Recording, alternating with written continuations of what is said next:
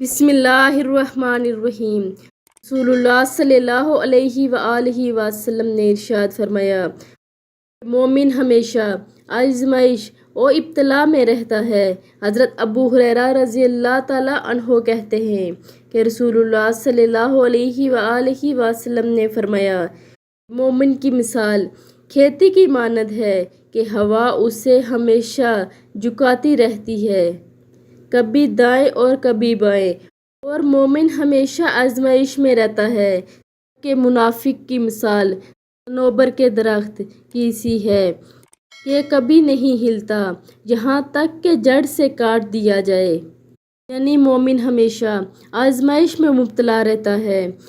और रसूलुल्लाह सल्लल्लाहु अलैहि वआलिहि वसल्लम ने इसकी मिसाल खेती की मानद दी है कि हमेशा हवा उसे झुका देती है, कभी दाएं और कभी बाएं।